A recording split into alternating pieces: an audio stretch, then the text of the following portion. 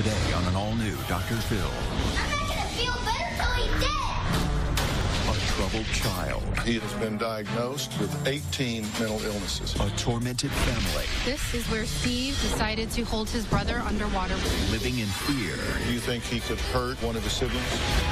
And in over their heads. I just can't imagine my sister treating this child like that.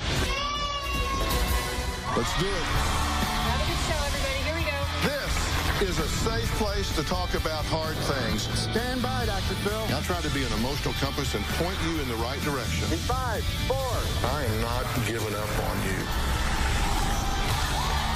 Go, Dr. Phil.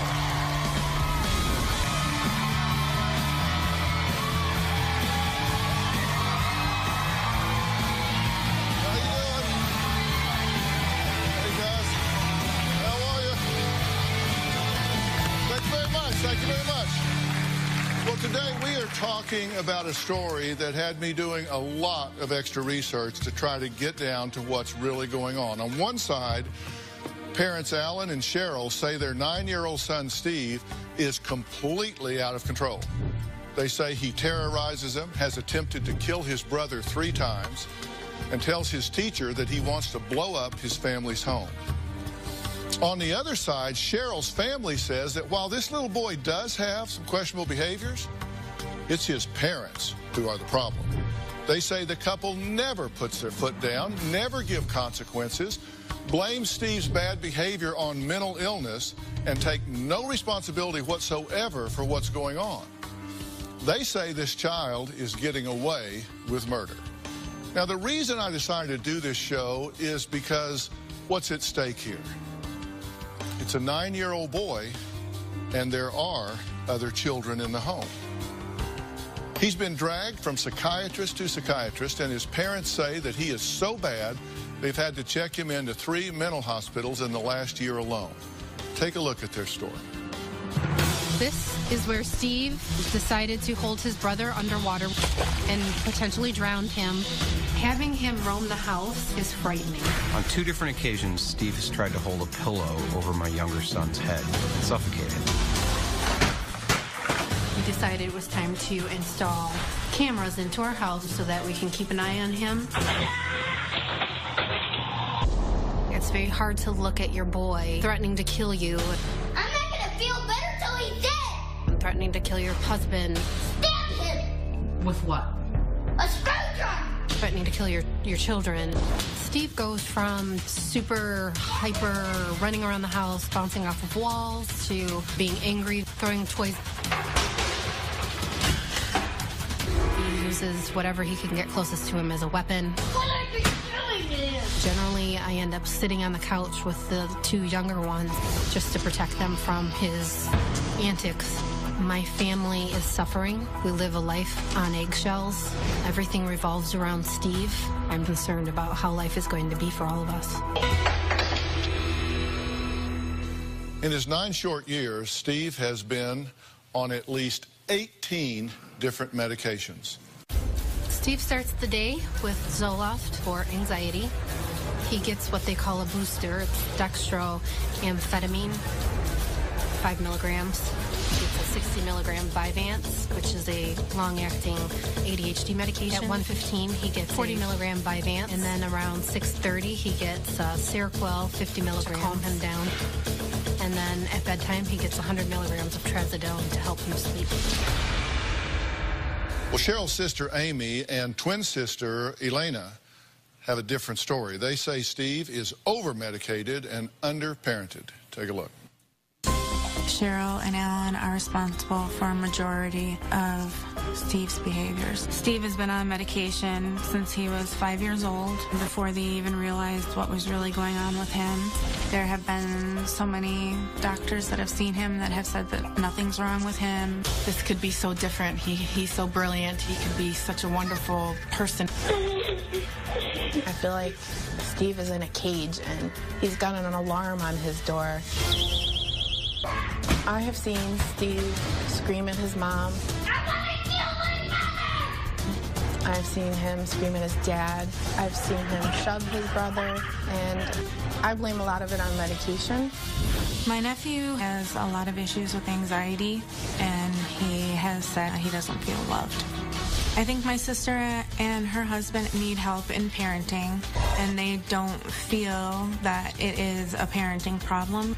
Cheryl is a yeller, and she's very proud of her mom voice. Get up, earn the bed, entire afternoon, cleaning the house. Alan has always been a little bit detached. You didn't just act like a jerk to me and my family. I feel as if the fix is always to put him on a new medication. I'm worried that the drugs that he's taking, he doesn't need to be on. I'm fearful that he's going to be put into a residential care facility. When I watch Steve struggle, it just hurts. I feel for that child. I don't see him having a good future.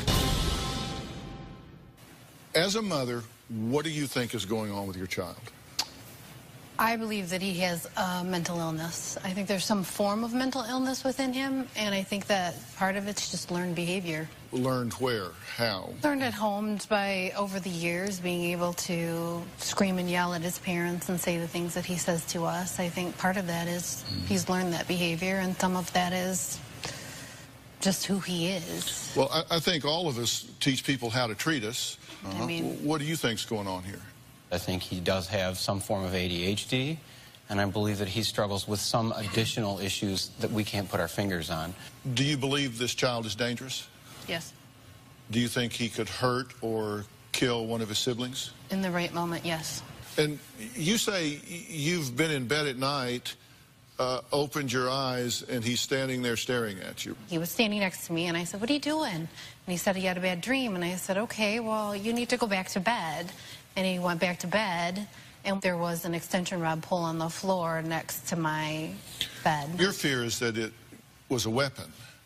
Now, you have an alarm on his room. We installed the alarm as a result of this. Yeah. Right. And the alarm simply sounds when his door is open.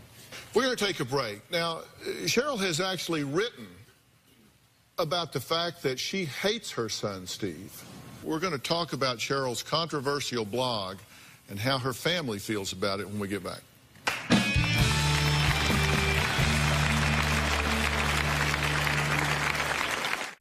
Cheryl's blog is a plague over our family. She would call him that little he was being just a total nasty words. I hate Cheryl for what she's done to our family. We were at a soccer game for my younger son, and Steve flipped out. He hit glass, he hit walls, he had a just complete fit. It was that point in which I said to the therapist, "You either drug him or you drug me." Cheryl created her blog as an outlet, she says, to vent about what is going on at home with her 9-year-old son, Steve. Her sisters, Amy and Elena, hate the blog. Take a look. Cheryl's blog is a plague over our family, and I don't know why she'd want to do this. My blog has been a helpful release for me. I needed a place to vent, a place where I could put my thoughts down. We've read how she really feels about her son. I finally admitted out loud that I more often than not hate that child. I just hate him much of the time. She would call him the demon that resides in my child. My family, they're embarrassed by me being so vocal and articulate about what's going on in my life. She would call him that little. And before you know it, I had a smack fest with my eldest because he was being just a total. Just nasty words. Recently, I've taken on quite a bit of haters. I'm a sensitive soul, so I take that to heart. No matter how many people have begged her, therapists, my parents, she refuses to take the blog down. When Cheryl calls her followers her fans, it makes me feel sick to my stomach because this is a real child with real issues. I hate Cheryl for what she's done to our family. Well, let's just get it all on the table here about what's out there. There's another reason why her sisters hate the blog. Now, it might surprise you. Take a look. Cheryl started a site on her blog to help pay for the treatment for Steve. After the site was put up, Cheryl leased a Cadillac. Cheryl and Alan have a good life. He makes good money. They live in this big, beautiful house. They drive fancy cars. They have a rental home. And to collect money to help pay for their child's health care is just absurd. Numerous people have gone on Cheryl's blog and have Google Earthed her home and know that she lives in a 4,000 square foot home and have seen the cars in the driveway. They have felt duped that they put money into this fund to help Steve, and in all reality, she could have funded it on her own. If it was me, I would sell everything, and I feel like they want to keep their fancy life. I would do anything for that child, and I would not ask strangers to donate. What do you say about that? People wanted to donate money to help for the care. The leased Cadillac is paid for by my business. It's not my car. And y'all are embarrassed by that, right? Not embarrassed. I feel bad for the people that have donated and now feel as if it wasn't for a true cause. You guys say you hate this blog. Let's take a look at some of what the blog posts are that Cheryl's family have such an issue with. January 10th of this year, I more often than not hate that child. It's horrible to say, but it's true. I am no longer able to separate him from his actions and words. I just hate him much of the time. November 3rd, when he would ask for a hug, my whole body would tense up. And I have to actually make myself hug him. I didn't even realize I was doing this. February 16th of this year. So I was explaining to him that there won't be candy today. He had his arm around my neck and his other hand on my throat. I flung him to the floor a few times, and he kept coming back for more while I calmly sat on a footstool. I reached around and put my hand flat on the back of his neck and just shoved with all my force. He went face first into the carpet and got hurt. Now, there's an ellipses there where you actually say all my force, which wasn't much because I'd been in a car wreck and I didn't have a lot of strength in that arm, to be completely fair. But you say you pushed him down, his face hit the carpet. What's y'all's problem with all this? It doesn't make sense to me why you would put these kinds of things about your children on a public forum where other people are reading it. Now they've figured out who you are. And this is going to follow her and Alan and Steve and their whole family for the rest of their lives.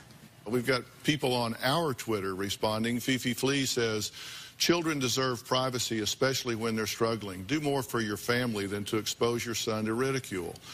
Then Cobra Girl AZ says, I'm disgusted by this blog. Why can't she see how wrong it is and damaging for her son as he gets older? Disconnect her. Well, I'm not going to disconnect her because they're here for a reason. They're here for a purpose. They truly want some help and direction, and I'm going to do my best to get it for them. Now, I do want to take a closer look at some of the home video that Cheryl provided us. She claims that it shows Steve's out-of-control behavior, but I saw some other things that I think we want to talk about as well. We'll be right back. They can't even match the music. They can't even rap, they're just black producing. Now they want to crack the new shit. They just want to act, they then bath the new kids. They can't even match the music. They can't even rap, they're just black producing. They just want to crack the new shit. They just want to act, they then bath the new kids. Sorry big man, with your big life and your kick man. Sorry big man, with your big life and your whip man.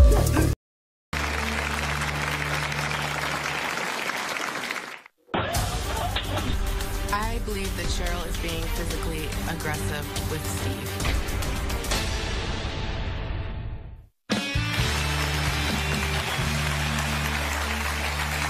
Carol and Alan have been struggling to find answers to help their 9-year-old son, Steve, who they believe may suffer from a mental illness. They say he shows no remorse and no empathy for his out-of-control bad behavior. I want to point out, in case you're wondering, you're not going to see the child's face, and that's not the child's actual name. Cheryl's sisters are concerned that she may be crossing the line with how she physically controls Steve. Let's take a look.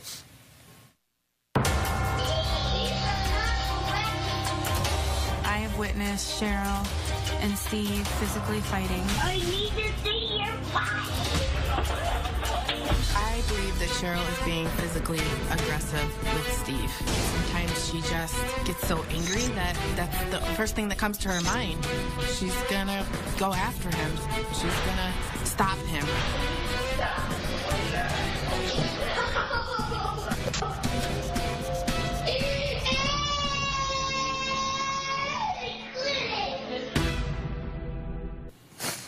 Okay, now, your thinking is what?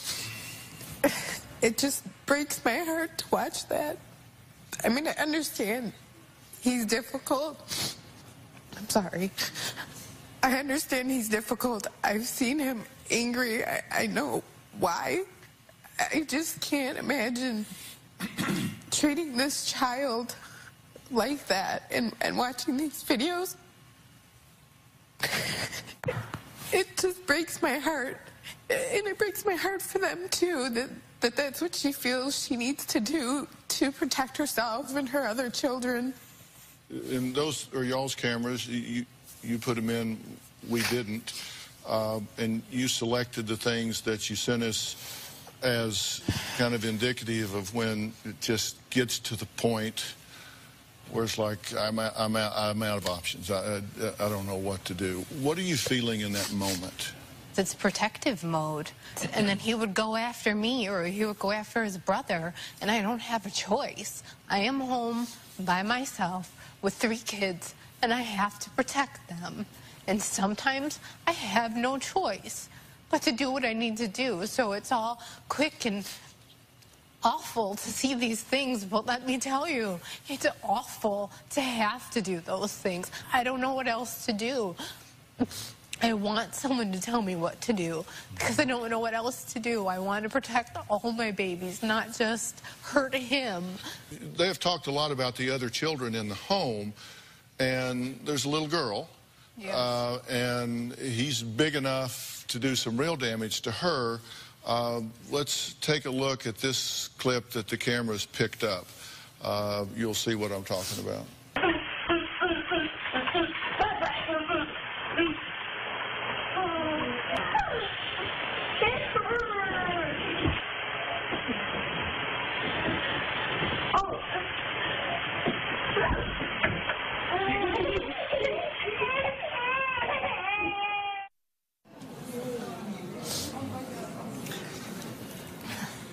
Now, that's scary to watch. I mean, that's not something that you want to see happen. Was she injured, by the way? She was not, because the other bed had a rail. Right. And so she didn't fall off the bed. Mm-hmm.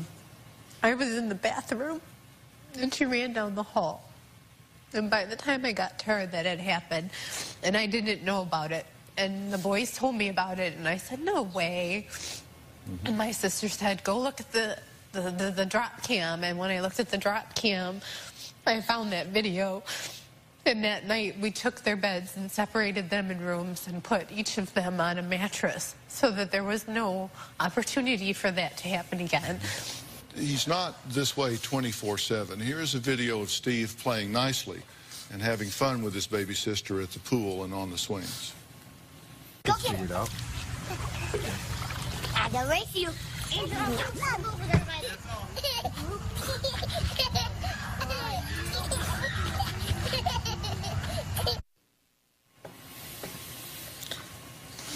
And that's what you want, right? I mean, that's what I want. That's all I want.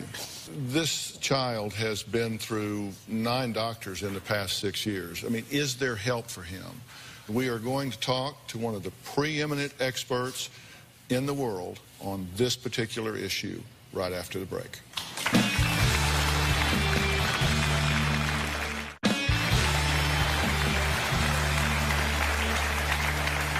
Joining us now is Dr. Alan Kasdan. He is a world-renowned child clinical psychologist at Yale University and director of the Yale Parenting Center. Now, the Yale Parenting Center is one of the world's leading care and parenting research institutions.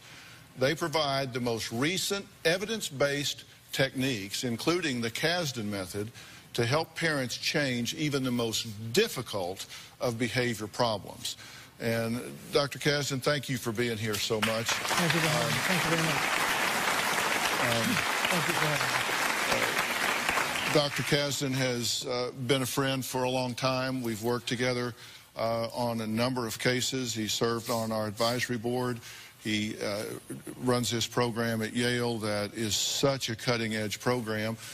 What do you see when you look at this, Doctor? The normal thing would be to try to understand why. And so there, your discipline, is it genetic, is it mental illness, which illness? And in agreement with Dr. Phil, I would encourage you to get out of that completely. It's not going to help. That's just not how it works in most of psychiatry. And so the switches to the Dr. Phil's purpose here, what can we do? And I think there's a lot.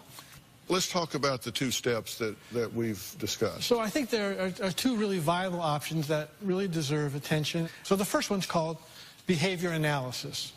And there are people around the country who are specially trained in this. And it's important you have someone specially trained in this. And what it amounts to, it's a treatment that's being used heavily for autism. And that's not why I'm suggesting it at all. Okay, we're avoiding the diagnostic issues here. And here's what the overall goal is, and here's how they get there. The overall goal is to try to get control of different amounts of the child's behavior and your day. So it's not going to be a nice magic wand on day one, and you recognize it now. What it's going to be is that, in fact, we can get rid of those tantrums in the morning. What about the afternoons? Or what about on the weekend? No, no, no, no. We can get rid of those too. But first, we've got to do this way. And so we're going to do some things with applied behavior analysis that you'd never otherwise do. And I'll give an example. May I go to the second one? Please. The second one is parent management training. It'll amount to things like how you say things to the child, when you give the child choice.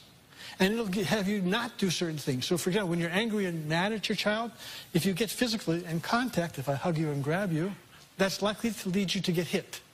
Let me give you the country bumpkin version of what our Yale boy is talking about over here. It's kind of like, how do you eat an elephant? You know, well, you just grab an ear and start chewing. You know, you can't fix everything at once. There's no miracle drug. There's no miracle pill. There's no miracle injection. You target a behavior and you get that one under control. And it may be triggered by time of day. It may be triggered by food. It may be triggered by any number of things. We don't know. But you will find that, and then you break down that behavior and your response to it, and you work on that. And you go, wow, we've eliminated that as a crisis point during the day. Now we move on to the next thing, and we move on to the next thing. But what Dr. Kasdan is saying is this is a very specialized, stepwise process for which people are vertically trained. I'm not trained in that. But there are people around the country that are, and that's what's going to have to happen here. That's the first thing you would do, correct? May I give an example to show you how strange it will appear to you? There are many procedures, and one of them that'll look like it's the most odd would be something that we would call, at my place, a tantrum game. Take Steve at his best time. It looks like everything's calm and everyone's fine. And now start a game in which you actually practice a good tantrum.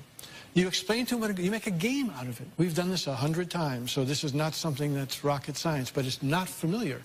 And you practice this game. You provide some praise, some rewards. Has to be done in a very special way. You can't just say, good. It's not going to work. It's got to be done in a very special way. And then you practice it. Why do you practice it? Because the changes that we would want to make in your child are very much like the changes you would make if you were learning how to play piano.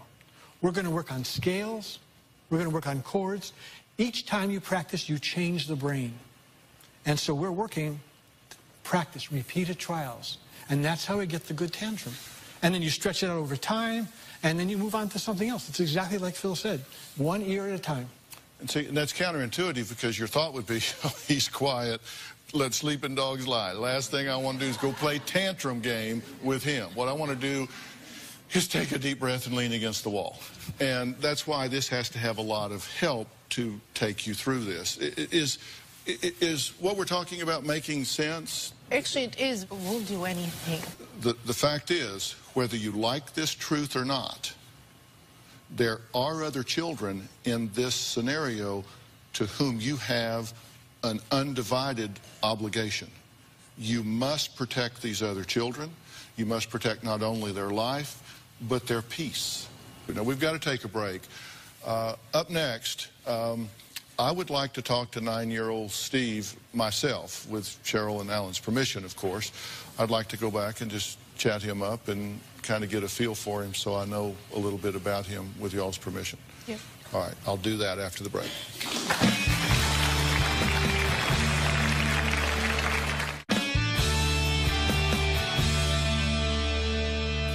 Since the age of 3, Cheryl and Alan's 9-year-old son, Steve, has been diagnosed with 18 mental illnesses. He is currently taking 5 medications a day, and this year he has been committed to 3 different psychiatric hospitals.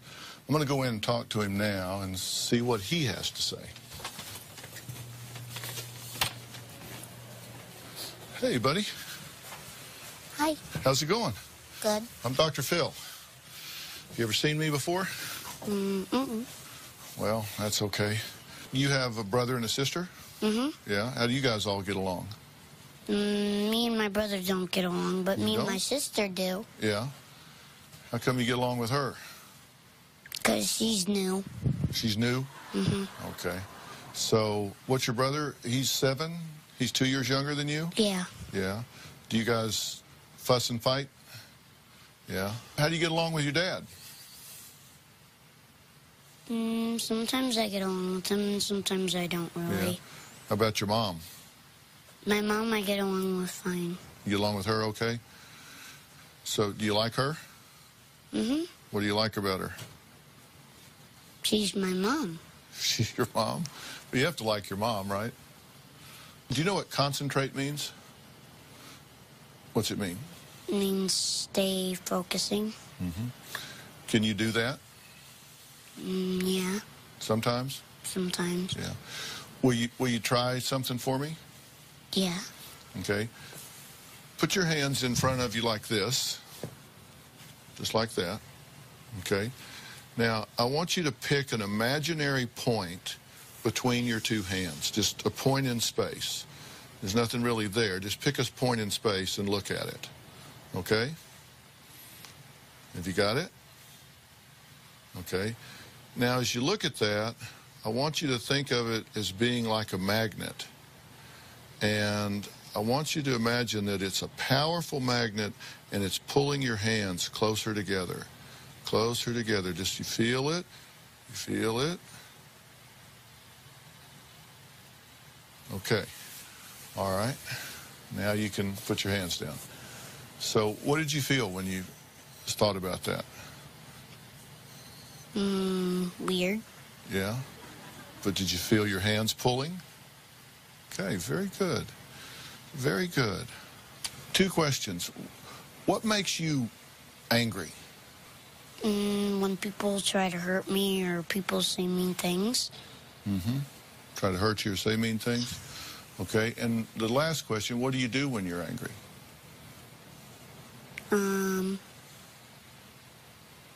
My room I damage when I'm angry so that I'm not.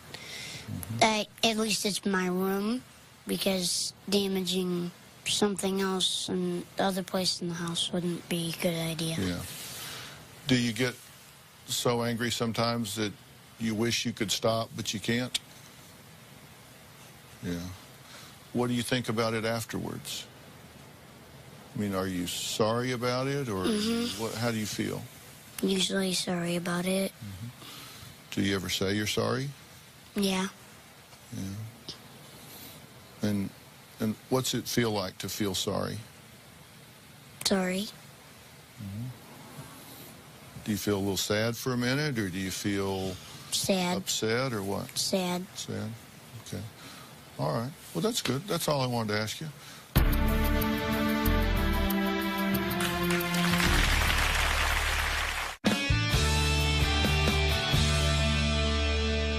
Well, I just came back from talking to 9-year-old Steve backstage. What a delightful young man.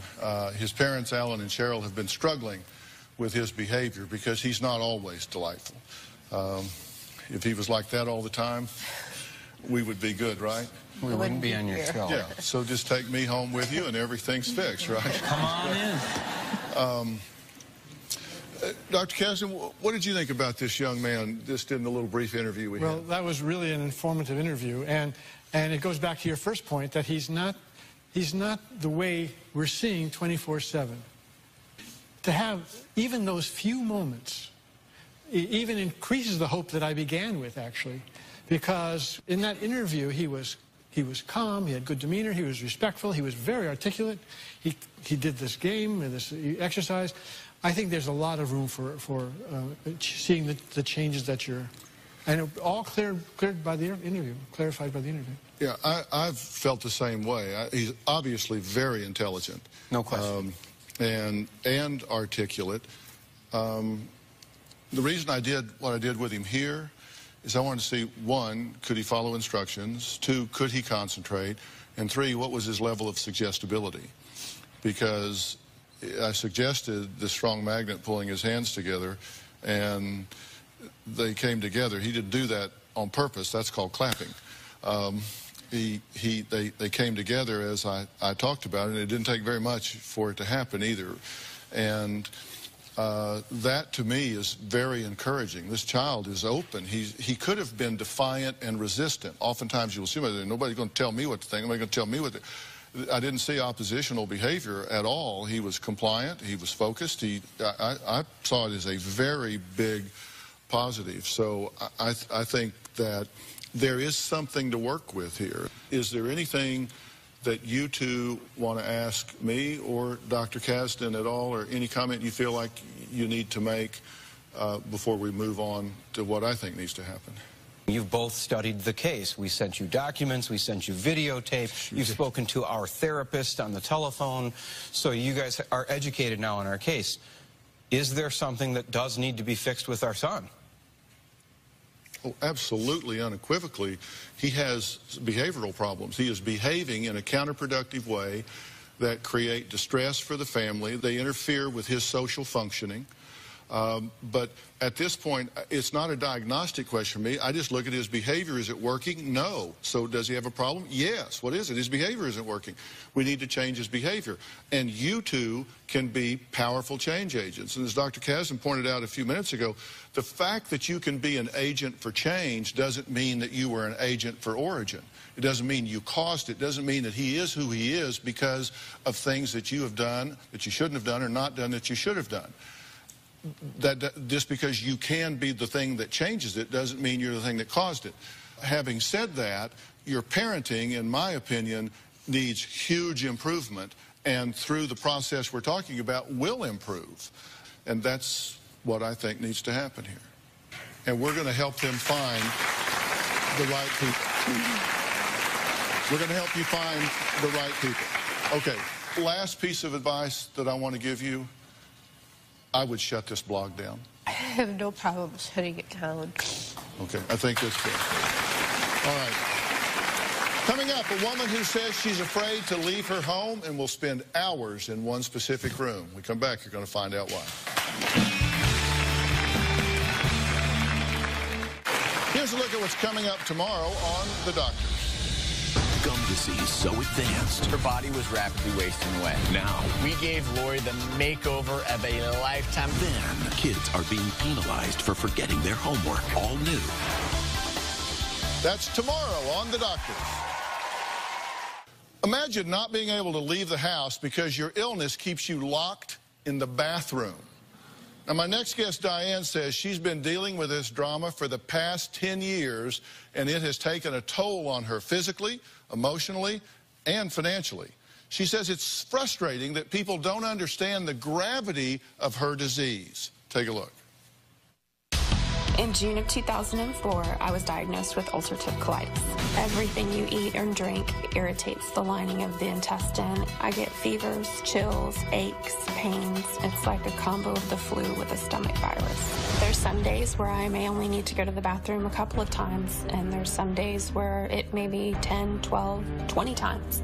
When I have a flare-up, I'm living in that bathroom, and I'm there for hours. Ulcerative colitis has affected me emotionally, financially, and physically. It makes me sad because there's times where I can't participate in my children's events, my boys' baseball games, or family events. We have medical bills, we have doctor's visits, co-pays for medicines, co-pays for testing that has to be done. I can't work full-time. There's days where I just can't really fully function. I'm confined to the house or I'm in bed.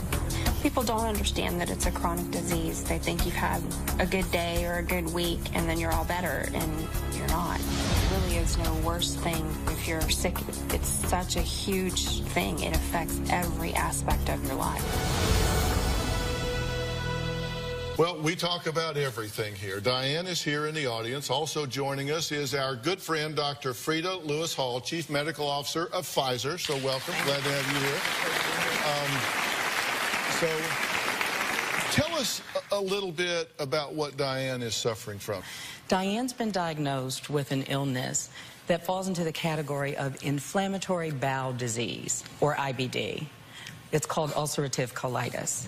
Now, ulcerative colitis and Crohn's disease, the other form of IBD, together affect about 1.5 million people here in the United States. So Diane did a great job of describing some of the symptoms. But let's go back over them because I think it's important for people to know. The first is this chronic abdominal pain, so stomach pain. In addition to that, diarrhea, and that can be frequent, so frequent that people end up losing weight, getting dehydration, or even malnutrition. Right. In addition to that, sometimes they soil themselves, occasionally have blood in their stools, and fatigue, and that's just a few of the many symptoms that people suffer from. Diane also did a really good job of talking about how this can affect your life. So sufferers often have embarrassing situations that they have to deal with. Their daily lives are disrupted. And that can lead to social isolation and also can lower people's self-esteem. Yeah. And when your body image goes down, your self-image goes with it sometimes. That's exactly right. And then that makes it even harder to deal with the situation. And then on top of all of that, there are all of these medical interventions that may be required. And so a good question is, with all of this going on, is for Diane, which is, of all of these things, what's the thing that really bothers you the most or is hardest for you to deal with? Life is like a roller coaster because you might have one good day and the next day you might be in and out of the bathroom all day. So people see you when you're having a good day and think you're fine, but don't understand those bad days. And probably the hardest thing is the toll it takes on my children. About a month ago, my son actually asked me if I was going to die because I was having a bad day. So, you know, how do you tell a 13-year-old really what is going on?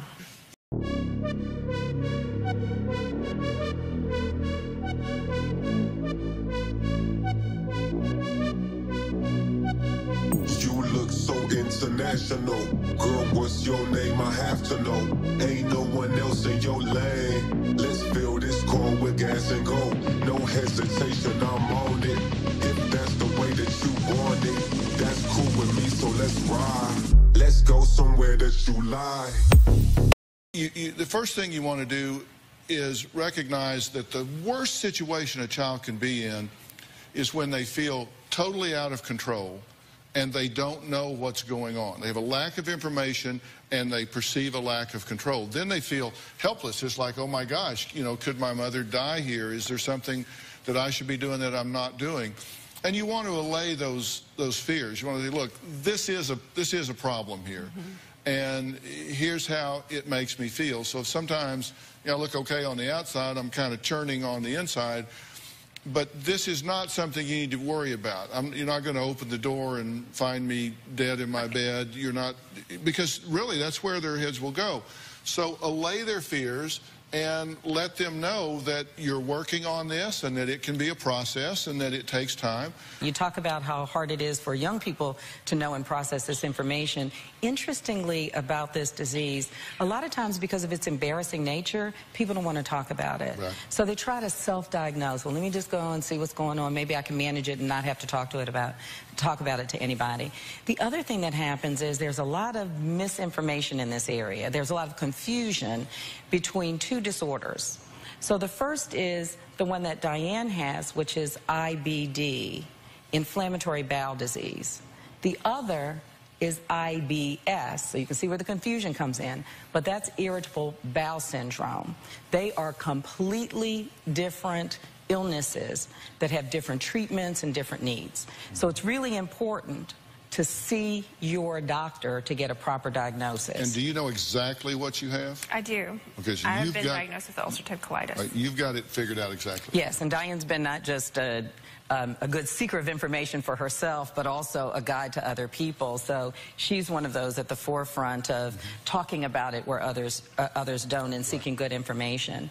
So the reason that IBD is such an important illness to get under control, by the way, is not just the kind of suffering from day to day, but this serious illness puts you at risk for serious complications, one of which, for example, is the increased risk for colorectal cancer. So it's important to see a doctor, get a diagnosis, but to also go for routine follow-ups, because it's important to follow over time. And a lot of people with IBD are asking the question, so what's going on? Are there advances in treatment? Are there clinical trials that are ongoing? And the answer to that is yes. This is an area where we're learning more and researching. So, again, information is important. So, I'd like to invite people to visit, and Diane and I have talked about this as well, gethealthystayhealthy.com. We have information about IBD and also about available clinical trials.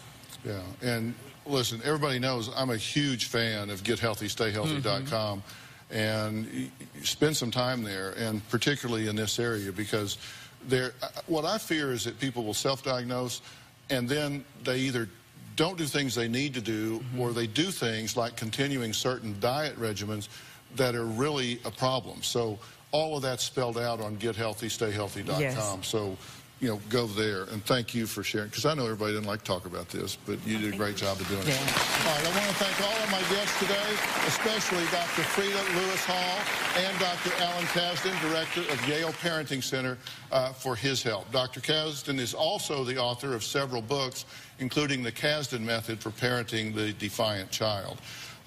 Check drphil.com, and you'll see a big link there for gethealthystayhealthy.com, and also for the Yale Parenting Center. Thank you so much.